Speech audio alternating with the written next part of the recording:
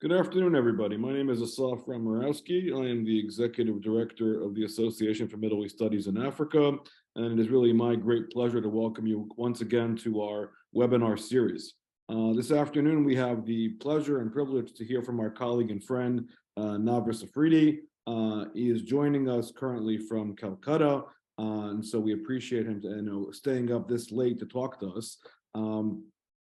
Navris is an assistant professor of history at the President's University in Calcutta, India, where he teaches courses on history, genocide studies, interfaith relations, and also, of course, the history of minority countries, as well as one of the few courses in general in Asia on Jewish history, Israel, and Zionism. His talk this afternoon is going to focus on anti-Semitic rhetoric in Urdu. And obviously, we talk a lot about the rise of anti-Semitism globally. It's also important to make the global stance of where anti-Semitism is playing out all around, as far as East Asia, as Asia at large. And really, it's, Navris is an authority on this topic. I would also want to mention and highlight, of course, that Navris was one of the finalists for our Bernard Lewis Prize at the latest ASMEA conference that took place just a few weeks ago, and we are privileged to have him join us this afternoon and share his research all around. So really, it's a great pleasure to have you, Navris, and the virtual floor is going to be yours in 1 minute. I just want to say one more thing, just a reminder, Navris will talk for about 25 minutes or so, then we'll go into Q&A. If you have a question, and feel free to ask as many questions as possible, please type in your questions via the chat. And if we will do our best to get to all your questions this afternoon. If you don't, feel free to email us afterwards. So really, with all of that, really, without further ado, Navris, thank you again for joining us. And I know it's good night to you, and the virtual floor is now yours. Thank you very much, Asaf. It's such a pleasure and at once a privilege to be speaking under the auspices of ASMEA, for which I'm most grateful to the organization. I shall be speaking to you about anti-Semitic rhetoric in Urdu on YouTube. It's an analysis that I have published in the form of a book chapter in a book titled Anti-Semitism on Social Media. Religious anti-Semitic rhetoric abounds in Urdu on YouTube in multiple formats, such as interviews, but also discourses, speeches, and lectures by Islamic televangelists and clerics. Many of these videos attract viewers in millions and are widely shared on social media. The significance of the Urdu language lies in the fact that it is the lingua franca of linguistically diverse South Asian Muslims, making up almost a third of the global Muslim population. South Asia is home to 21% of the global population, irrespective of religion, and 1/3 of the world's Muslim population, with Pakistan the world's 5th most populous country and the 2nd most populous Muslim country, with a total population of 212 million, and India with a total population of 1.3 billion, home to the 3rd largest Muslim population. Some of the major ideological roots of Islamist jihadist ideology, of which anti-Semitism is an integral part, lie in South Asia. The region is also home to some of the largest Islamist movements, such as Tablighi Jamaat, the largest Sunni Muslim revivalist movement in the world, Jamaat-e-Islami, a prototype of political Islam in South Asia, Darul Uloom Deoband, alleged source of ideological inspiration to the Taliban, and Nadwatul Ulama of Lucknow. Islamic revival is a response to Western and secular trends supporting an increased influence of Islamic values on the modern world. The solution to all the ills of Islamic societies and modern society as a whole is seen in a return to Islam in its purest form. The South Asian Muslim diaspora is also numerically stronger and far more widespread than that of Muslims from any other region, giving them immense clout to influence Muslim opinion internationally. It has also been the language of South Asian Islamic discourse it is spoken as a first language by nearly 70 million people and as a second language by more than 100 million people, primarily in Pakistan and India. YouTube has over 265 million monthly active users in India. About 1,200 uh, channels from Indian creators have more than 1 million subscribers. About 73% of Pakistanis watch YouTube every month. YouTube is one of the top 2 most visited websites and the 4th most Googled search term in Pakistan. Against this backdrop, the dissemination of anti-Semitic content by clerics on YouTube among the Muslim community must be taken seriously. When accessing YouTube in India, one finds community guidelines in 41 languages, but the only South Asian language among them is Hindi. The guidelines clearly warn against hate speech without specifically mentioning anti-Semitism. However, a couple of YouTube channels, Majid Goraya with 200,000 subscribers and Learning Center with 14,500 subscribers, have posted a video each explaining the YouTube community guidelines in Urdu. This shows YouTube's disregard for the large Urdu-speaking community and leaves the responsibility to inform about the guidelines on the platform to the users. Furthermore, YouTube ignores the hate speech problem caused by clerics. In order to assess the amount of anti-Semitic material on YouTube in Urdu, I looked for anti-Semitic content using certain keywords and phrases, aware as I was of the fact that more often than not, Urdu videos on YouTube have their titles in the Roman alphabet. I looked for relevant content using the 2 variants of the spelling of the Urdu term for Jew or / and Jewish, namely Yehudi, which is sometimes spelled with U and sometimes with double O. I also searched by typing the term Yehudi in the Devanagari script used by Sanskrit, Hindi, and Marathi, as it is not rare for Indian Muslim YouTube channels to use Devanagari for Urdu titles of their videos. I looked for videos by typing Yehudi in the Urdu alphabet as well. Additionally, I also looked for videos by typing Jew, Jewish, Urdu in the search box. I repeated the same set of keywords by replacing Jew with Zionist and then with Zionism. I also used Sahyuniyat, that is Urdu for Zionism, and Sahyuni, Urdu for Zionist, in Nastalikh, that is the Perso-Arabic script, Devanagari, and Roman scripts. As a result of my search, I shortlisted 120 videos from 108 YouTube channels spread over a period of 11 years, with the oldest video posted on March 31st, 2010, and the latest video posted on April 24th, 2021. I recorded the number of times each video had been liked and commented upon, and also paid attention to the comments it had attracted. Besides that, I also looked at the number of subscribers to the most notorious of the YouTube channels posting anti-Semitic rhetoric, the ideological and organizational affiliations of the clerics who are featured in those videos, their personal followings, and their educational backgrounds. I did the same with secular commentators as well. I investigated the sources of the contents and how Quranic polemics against Jews are interpreted in an overly literal manner and out of context, while alternative interpretations are available.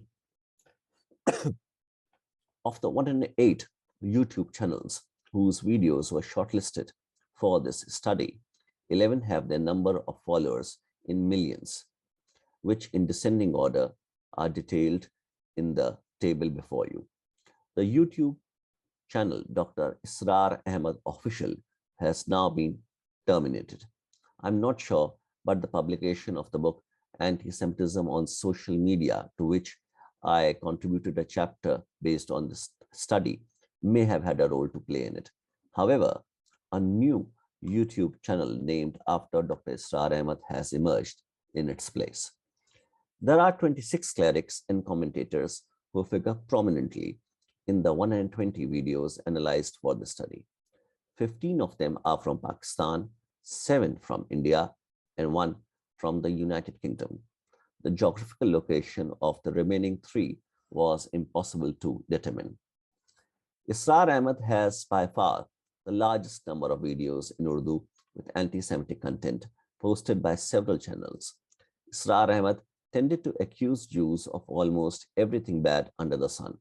However, some of the recurring themes common to the discourses by other Islamist theologians and commentators are: 1. Jewish antagonism toward Islam since its advent; 2. The depiction of racism, jealousy, stubbornness, arrogance, treason, and deceit as traits of Jewish character; 3. The accusation of the falsification of sacred texts; and 4. Jewish global conspiracy. The polemics repeatedly referred to in Israr Ahmad's YouTube videos are the following: 1. Allegation of the distortion / falsification of the scriptures by Jews, that is the Harif; 2. Prohibition on friendship with Jews and Christians; 3. Transformation of Jews into apes as divine punishment for violation of Sabbath; 4. Allegation of the murder of prophets by Jews; 5.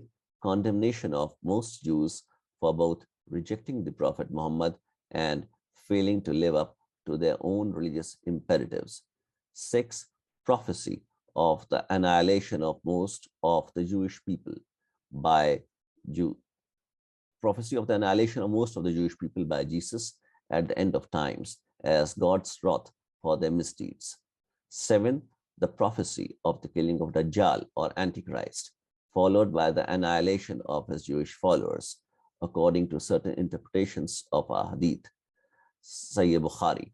In one of his discourses available on YouTube, Ahmad said, तालमूद की ये तालीम है कि असल में इंसान तो बस हम यहूदी हैं, ये बाकी जितने इंसान हैं वयाम्स और इनके लिए दूसरा लफ्ज़ है जेंटाइल्स, ये असल में इंसान नुमा हैवान हैं, और जबकि इंसान का हक है हैवान को इस्तेमाल करना, एक्सप्लॉइट करना। घोड़े को टांगे पे बग्गी पे बांधते हैं कि नहीं, और बैल को आप अपने हल में जोतते हैं, इसी तरह हमारा हक है तमाम इंसानों का खून चूसना, उन्हें एक्सप्लॉइट करना, उन्हें इस्तेमाल करना, और इसके लिए बेहतरीन तरीक़ा यह है कि उन्हें वाक़तन हैवान बना दिया जाए, इंसानी अक़दार उनसे छीन लिए जाएं। Ahmad says that according to the Jewish text Talmud, all Gentiles or Goyim are human-like creatures, but not human, just as human beings are entitled to use other creatures such as horses and oxen. Similarly, the Jews are entitled to use the non-Jews for their benefit, and the best way to do so is to turn them into beasts by striking at the very roots of family values.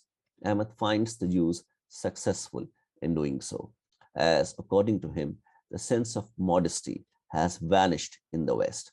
Ahmad tells his audience that Jews believe that sexual pleasure can be arrived at by any way whatsoever. Jews, using the power of the sole supreme power on earth, are laying siege on Muslim society so that their social and ethical order gets ruined, the way they destroyed it in the West. The video posted on April 3rd, 2020 had attracted 5,622 views, 252 likes, and 36 comments, all positive by October 14, 2022. There were no dislikes.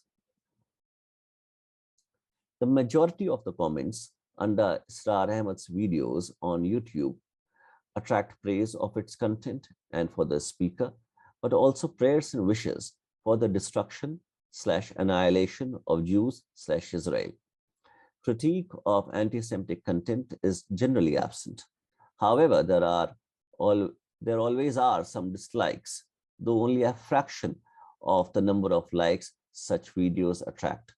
Dislike and comment are the only means of expressing disagreement with the content of any video on YouTube. In fact, A comment critical of the video content can be effectively buried by YouTube's comment system if disliked by enough of the video uploader's followers and fans. As a result of this, a cursory look over the comment section of a video gives the impression of consensus among viewers and therefore may function like an echo chamber for anti-Semitic content. It is difficult to establish a direct causal link between the anti-Semitism in these YouTube videos and the attacks on Jews. There has been little research on the role played by Islamist anti-Semitic content on YouTube in the process of radicalization. In other words, we know fairly little as to what is the contribution of Islamist anti-Semitic content on social media in turning a person into a supporter of terrorism or forms of extremism leading to terrorism. However, Bijola and Menor find that the spread of anti-Semitic content online affects European societies at large as anti-Semitism drives social tensions, harms social cohesion, and often translates into an increase in violence. It must be noted that some of the most brutal anti-Semitic attacks in recent history have taken place in South Asia, such as the attack on the Chabad Lubavitch Center in Mumbai in 2008, a bomb explosion at the German bakery in Pune, frequented by Israeli tourists and very close to the Lal Devil synagogue there in 2010, a failed attempt to assassinate an Israeli diplomat in Delhi in 2012, among a number of foiled Islamist attacks on Jews and their institutions in South Asia. There were anti-Semitic attacks in South Asia even before the invention of the internet and the advent of YouTube. Thus, anti-Semitism was already there, but YouTube has been accelerating its spread like a virus. The importance of discourses by Islamic clerics on YouTube becomes clear when we take into account how person-to-person transmission has always been at the heart of the transmission of Islamic knowledge, as pointed out by Francis Robinson. The belief that listening to the author himself was the best way of getting to the truth led Muslim scholars to travel long distances across the Muslim world in order to receive in person the reliable transmission of knowledge. When a scholar could not get knowledge from an author in person, he strove to get it from a scholar whose isnad or chain of transmission from the original author was thought to be the most reliable, informs Robinson. It also explains the Muslim skepticism of the written word. Robinson draws our attention to the fact that print could establish itself in the Muslim world only 4 centuries after it had established itself in the West. He points out that the Quran was always transmitted orally. Muhammad conveyed to his followers orally the messages he is believed to have received from God, which within just a few years of his death were written down, but only as an aid to memory and oral transmission. And this has been the function of the written Quran ever since. With the proliferation of Islamic clerics and Islamist orators on YouTube, we are witnessing a kind of revival of the age-old tradition of the oral transmission of Islamic knowledge, but unfortunately also the dissemination of anti-Semitic discourses on a large scale. One reason behind the popularity of YouTube is that it is not only a social networking site, but also a content provider, allowing every user, both identified and anonymous, to not just view, but also upload videos. According to a 2016 representative study, 40% of users aged between 14 and 19 had encountered extremist content via video platforms such as YouTube.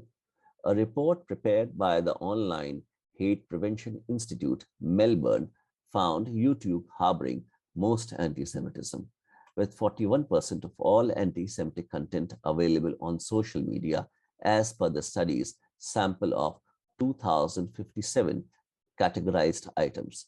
The report also points out that YouTube was likely to remove on average of only 8% of the anti-Semitic items from its platform that are brought to its attention, while the removal rate for Facebook is 37% and for Twitter, 22%.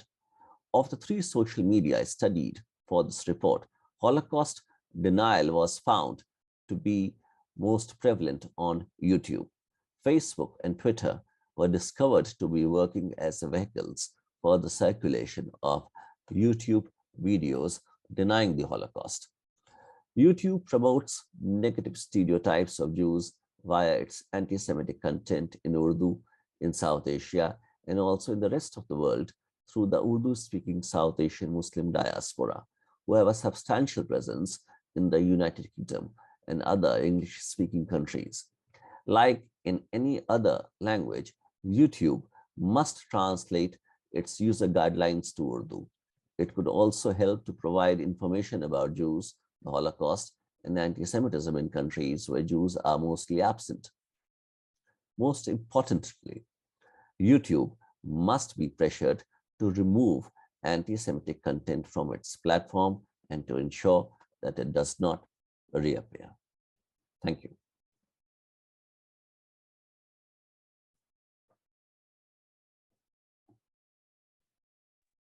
Wonderful. Thank you for that, Navras. It was very in depth and obviously very critical of the situation that we're facing. I'm going to open up to the floor to questions now. Before we start, I guess before we go on to the audience, Alex, do you want to start us off with a question?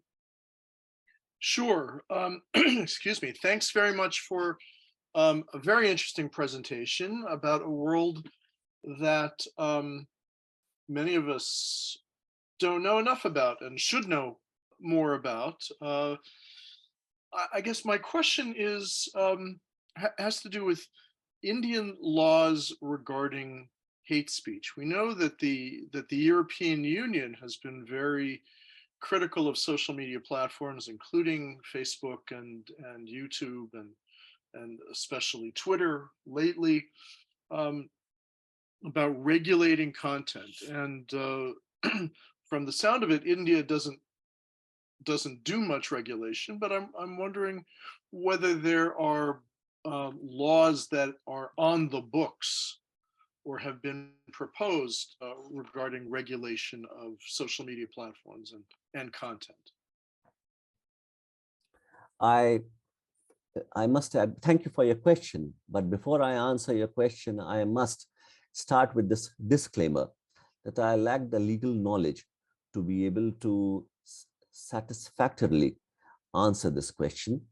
What I do know is that there are laws that are aimed at restricting people from indulging in hate speech, inflammatory speech, and instigating people and provoking people to resort to violence. Now, as far as the regulation of social media is concerned, to the best of my knowledge, there aren't any laws pertaining specifically to that. But this is something that is on the table. It's being discussed, and it's highly likely that soon there will be legislation in that direction as well. But there are fears that have been expressed by civil society organizations that such laws would only be abused by the state for censorship and to silence its critics. So this is a fear that has also been expressed. As far as anti-Semitic rhetoric is concerned, this largely goes completely unnoticed in India. And it's not something that is confined only to Islamists. People from other sections of society too have indulged in anti-Semitic rhetoric for political dividends. What is surprising is that they have done so in spite of this numerical insignificance of the Jewish people in India. In a country whose population exceeds 1.3 billion, the Jewish presence is little more than 5,000. So the Jews are so few in India that they kind of get lost in this vast sea of humanity that India is. And it also means that most of the Indians never ever come into any direct contact with Jews.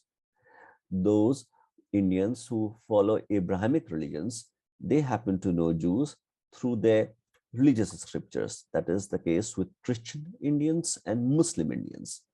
As far as the non-Abrahamic uh, uh, Indians are concerned, that is, those who are followers of Hinduism or any of the other Indic religions, they know Jews through whatever little they are taught in about European history, Middle Eastern history, and whatever they get to know from the press, which isn't always very reliable. Great, thank you for that. Alex, a follow-up, or you're good? I have more questions, but let's take some from the audience if we Great. can. All right, no worries. Suzanne, do you want to go to the audience, please? Yes. Okay. So the first question we have here is from Arthur Lieberman, and he writes, have you noted a difference in the vitriol or quantity of anti-Semitic comments in YouTubes between Shiites and Sunni communities? I have to admit that I haven't looked at it from this angle. But what I do know is that when it comes to anti-Semitism emerges as a unifying factor for Shias and Muslims. This is one of the few things that they completely agree upon.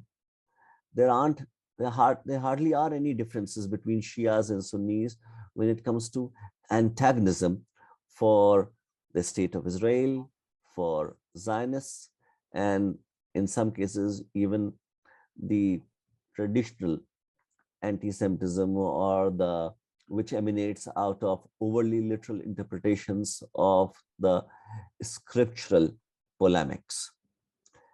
Basim Tibbi, who is a German scholar of Syrian origin, he has drawn attention to the fact how after the rise of Zionism, in response to that, there was an import of features of traditional age-old European classical Judeophobia to the Middle East, and in the process, how that classical European Judeophobia came to be Islamized in the Muslim world, in the Arab world.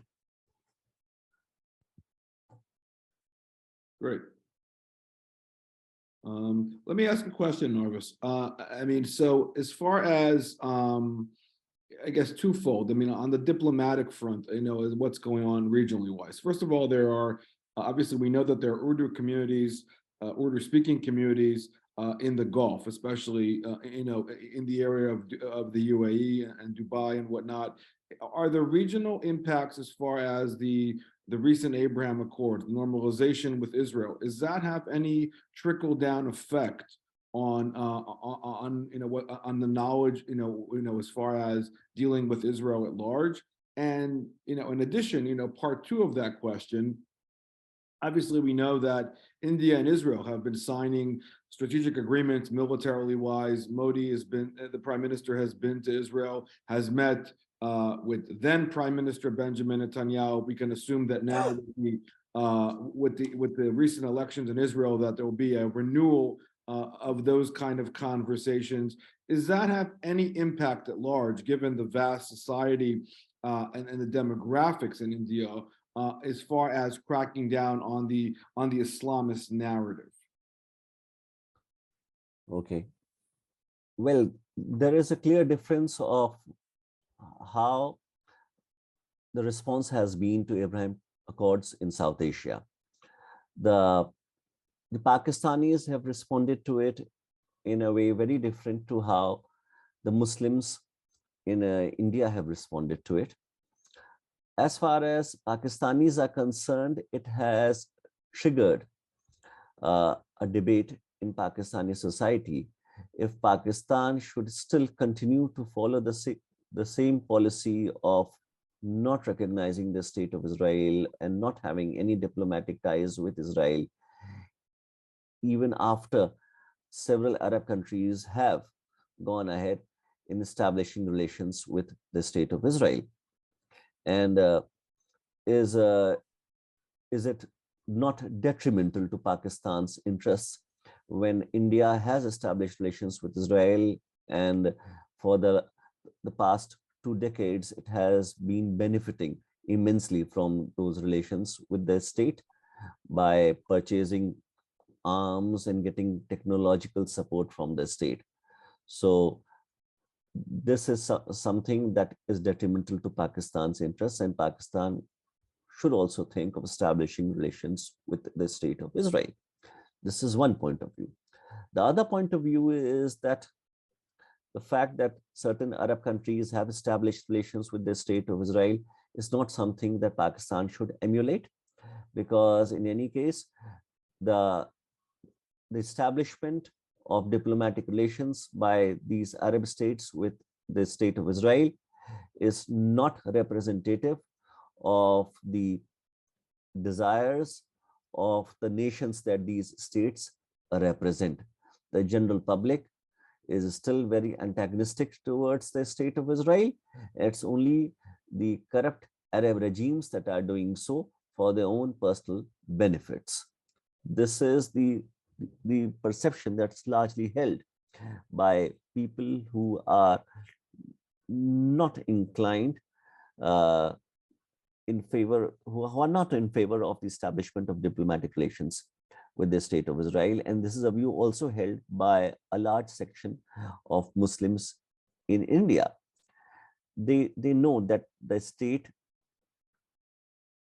at least since 2014, when the Hindu nationalist BJP came to form government at the union, they think that the state wouldn't bother much about what they think. So they largely are indifferent to how India conducts its policy towards Israel. Now, as far as the Hindu majority is concerned, and among the Hindu majority, particularly the Hindu nationalists, they see Israel as a partner against a common enemy identified as Islamists. They feel that the Islamists are a threat to both Hindu majority India and Jewish majority Israel. So they must fight this common enemy together. And this makes Israel and India natural allies in their struggle against the common enemy, the Islamist militancy, Islamist terrorism against India and Israel. Great, thank you. Alex, you said you had a question? Yeah.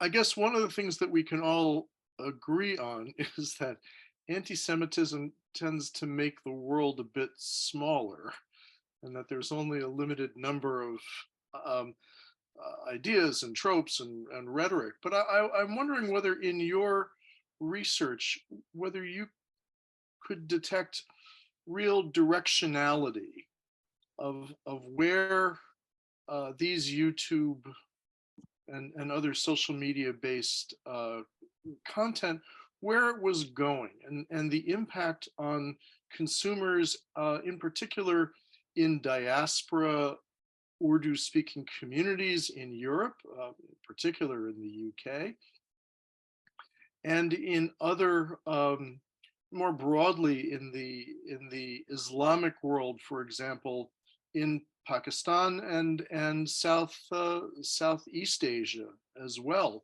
which have obviously very close connections with India and Urdu speaking communities. Right.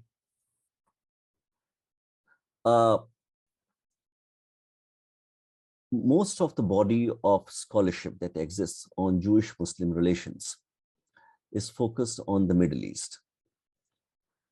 And this is in spite of the fact that Arabs, the proportion of Arabs in the global Muslim population is not more than 18%.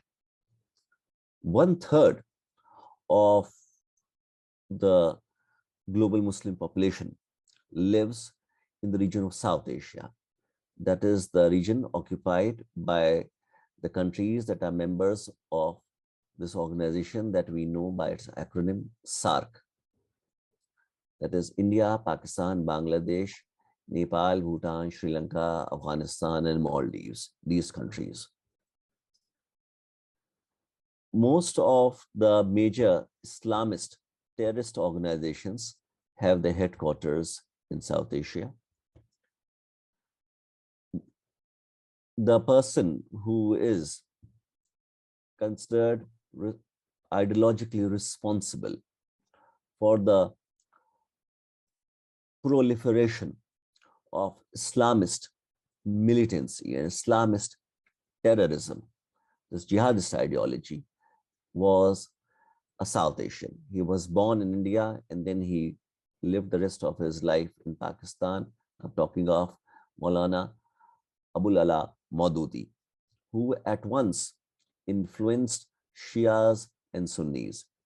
His writings were translated into Arabic by Maulana Abul Hasan Ali Hasni Nadwi, who was one of the, he was the chair of the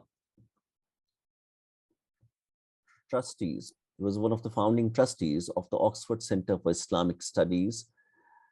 And his Arabic translations of Maududi's Urdu writings were later read by Sayyid Qutb. And in his writings, he found how Maududi had revived the concept of Jahiliyyah, a term that is used to refer to the pre-Islamic age of ignorance. And all Western influences were seen as corrupting forces. And the more westernized a part of the world was, the more corrupt it was perceived.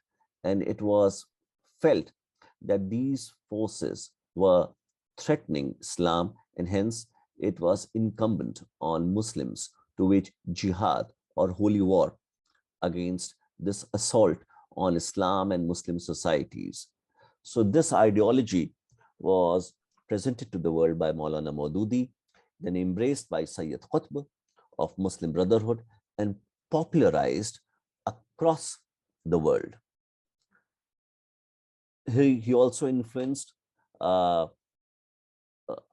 Ruhollah Musawi Khomeini, who brought about Islamic revolution in Iran in 1979. So we make a big error when we ignore South Asia and focus only on the Middle East when it comes to Jewish-Muslim relations. As I pointed out, South Asian Muslims have a huge diaspora. Their Islamic seminaries are popular across the Muslim world. Muslims youth from across the world go for studies to the Islamic seminaries. Now there are South Asian televangelists as well who are propagating this hate ideology. All this certainly after the establishment of the state of Israel. Scriptural polemics were always there. Those scriptural polemics were always there, but those scriptural polemics were not necessarily interpreted in an overly literal manner as they are done now. Prior to the rise of Zionism, there hadn't been such an import of classical European Judeophobia and its Islamization that has taken place now. It is only because prior to the establishment of the state of Israel, Jews were not seen as a political entity. Hence, they could be tolerated. The concept of equality was never there because the very concept of equality was seen as unfair. How could Jews or Christians be expected to be treated as equals to believers because they were deliberately refusing to follow the right path, which was Islam? So they it was necessary for the state to differentiate between Muslims and Jews and Christians. Hence, equality, far from being seen as virtuous, was seen as unfair and unjust to the believers. And now with the emergence of modern nation states and democracy, the concept that all citizens, irrespective of their religious persuasions, ought to be treated as equals, is seen by these Islamists as unfair. And hence, Islamists are also so vehemently opposed to the institution of democracy, which they see as completely un-Islamic, because in their imagination, all non-Muslims ought to be treated as only protected minorities, but never as equals. So there are a number of factors that converge to fuel this antagonism, this enmity towards Jews, and this is how anti-Semitism flourishes in Muslim societies. I'm not sure if I have been successful in answering your question. No, that's very helpful. We have another question from the audience. Does anyone want to take that before we go back to Alex? Yes. Okay. This question is from Chris, and he writes, are there links of some of these speakers to specific terror organizations regarding funding and recruitments? This is something that I'm not aware of. This is an area that I still have to study. I still have to research this. Great. A question that I had, going back, Narvis, to what you were saying, taking it in a little bit of a different direction, and then we'll go back to Alex. The impact of there's a lot been written and a lot been studied about the impact of Gandhi and Gandhi's views of Israel and peace in the world, the conflict at large. Can you talk about that influence today, and how that impacts, the culture, society, in the age of social media and infotainment? Is that still impactful? Is that still an influencer, or is that, is it too far back to actually, for the younger generation in particular who live on social media, are these teachings not relevant or do not resonate enough?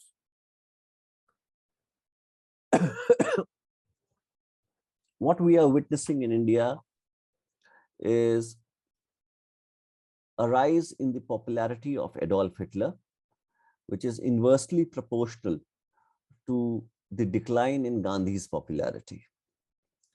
If you go to Facebook, you will find numerous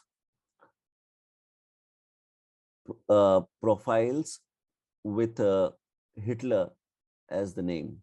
That is, there are a number of Indians who support Hitler as their name on Facebook, on social media.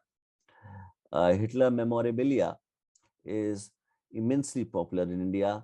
There are films released with the protagonist called Hitler, though those films are not biopics on Hitler. It's just that there are certain virtues that are associated with Hitler, and anybody who is seen to possess those qualities is called Hitler. This is how these characters are depicted, and this is the projection of Hitler in popular culture. And parallel to this is decline in Gandhi's popularity. There have been displays of mock assassination of Gandhi. Gandhi is made fun of. All these things are happening, and Gandhi is unfairly blamed for the partition of India, for the appeasement of the Muslim minority, and all these things. But coming to your question, if Gandhi has had an influence on India's policy towards Israel, I won't say he hasn't had an influence. He certainly has had an influence. But there were many other factors too. Gandhi was associated with the Indian National Congress Party, and Gandhi was absolutely opposed to the partition of India. He wanted to avoid India getting partitioned at any cost, and hence he couldn't bring himself to agree to the partition of Palestine for the establishment of the State of Israel. So it was India's own domestic situation that influenced the Indian state to take the posture that it took when it took 2 years to even recognize the State of Israel after it was established. India waited for at least one Shia country and one Sunni country to first recognize the State of Israel. The first Sunni country to recognize the State of Israel was Turkey, and the first Shia country to recognize the State of Israel was Iran. After these two countries had recognized the State of Israel, only after that did India recognize the State of Israel, but postponed the establishment of diplomatic relations with the State of Israel until the Madrid Conference took place. So Gandhi's influence did play a role, but there were many other factors too.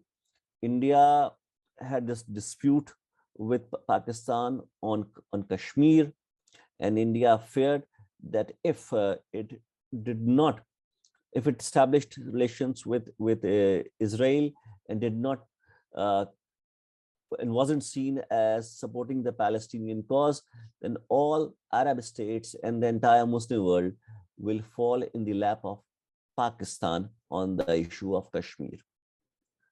So this fear was certainly there. It took India 4 decades to realize that this policy hadn't helped India in getting Muslim world support on the issue of Kashmir. But then the oil-rich Persian Gulf countries also fulfill 70% of India's fuel requirements. So this fear was also there. If those countries refuse to supply oil to India, then that could be a problem. There are a large number of Indians find employment in these Persian Gulf countries. So that is also a big source of revenue to the country. So all these considerations were there that influenced India's policy towards Israel. And of course, Gandhi's attitude also did play a role. Gandhi comes across as somebody who did not have a very realistic understanding of the situation in Europe, because he very infamously advised the Jews to offer non-violent resistance to the Nazis. He seems to have mistaken the Nazis to be the same as the British. And this is something that for which Gandhi has been made fun of. And Martin Buber very famously wrote 2 letters to him, but he never received any response from Gandhi. It is believed that Gandhi never received those letters. Perhaps he was traveling when those letters reached his ashram, and he never got the opportunity to read those letters and respond to Martin Buber. Okay, thank you. So Andrea Spindle in Toronto sends greetings to you, as well as writes the following. I know that you, Navras, have wanted to see the Israel issue communication in Urdu, but this hadn't happened to my knowledge. Can the government of India urge this? There is a lot available in many languages, but not Urdu, which is spoken by millions around the world. First of all, I reciprocate Andrea's greetings very, very warmly, and I'm glad that and grateful to her that she found the time to listen to my lecture. Now, as far as the production of some literature in Urdu is concerned, I think the Embassy of Israel has taken a step in this direction. They regularly release statements for the Urdu press. This is something that they have been doing. They also have an online magazine in Urdu to inform the people about the state of Israel and Jewish affairs. So this is a positive step that they have taken.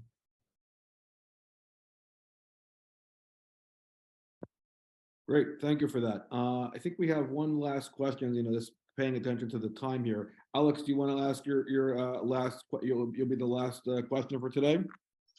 Sure. I'm going to resist the temptation to ask what the appeal of Hitler is in contemporary India, but I want to go back to to the question of YouTube and technology. And we know, of course, that whereas 150 years ago, newspapers, this radically new technology was important for disseminating ideas within communities and across international boundaries, superseded by radio, which became particularly important in the Muslim world, which was in a sense superseded by covert technologies like cassettes, which were important in particular in the 1960s and 1970s for disseminating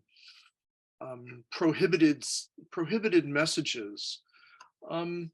Now we have YouTube and social media, but let's bring this all the way up to satellite media and satellite networks. And we know about, we in the West know a little bit about Al Jazeera, funded by the government of Qatar, and the slant, the messages that it brings in English, as well as other messages in other languages. And I was just wondering what kinds of international satellite communication is there in Urdu and other South Asian languages, and what are the messages?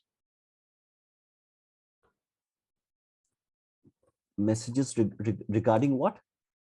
Well, regarding anti-Semitism and Jews, and obviously Al Jazeera is extremely hostile, particularly in Arabic, but less so, more subtly in English. But what about other networks that we should be thinking about?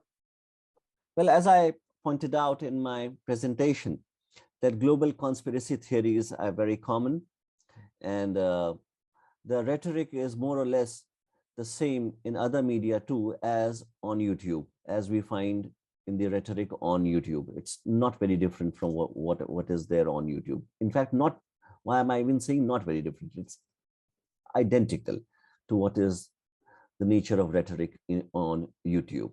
It's identical. As far as the Shia media, the South Asian Shia media is concerned, it is influenced by the rhetoric, the Iranian rhetoric. Whatever rhetoric emanates out of Iran is very enthusiastically embraced by South Asian Shias. And as far as the Sunnis are concerned, they are influenced by the Arabic anti-Semitic press. Whatever appears in the Arabic language, whatever anti-Semitic contents appear in the Arabic language, sooner or later make their appearance in the Sunni Urdu press in South Asia. So there is a clear link between the Middle East and South Asia in this respect. South Asian Muslims have a look at the Arabs in a spirit of deference, because after all, Prophet Muhammad was an Arab. So they have high regard for Arabs and often try to emulate the Arabs. They often think that Arabs are perhaps the model Muslims, and this is how they should also practice Islam. And now this has increased even more so with the growing influence of Salafis through the funding that they provide to Islamic seminaries across the world and to mosques in South Asia. Great. Thank you for that, Narvis. So really, I really want to thank you again, for taking the time to talk to us this afternoon and really giving us insight into, into this area of the world, which, people should know more about. But obviously, you're on the ground and your insights are extremely valuable. And obviously, we hope you can come back and talk about further research on this growing concerns and growing topics. Also, of course, I want to thank you again for staying up late. I know it's already almost 11 o'clock by you, so I really appreciate you staying in professional mode and staying up for us. So we appreciate that. It was at once a privilege and a pleasure. Thank you so much for having me with you. My pleasure. And of course, I want to thank everybody for joining us this afternoon from around, from wherever you're located around the world. Be on alert for future webinars. Those of us here in the States, I really want to wish everybody a happy Thanksgiving holiday this weekend and hope everybody is doing well. And we will talk soon. Have a good afternoon and a good night.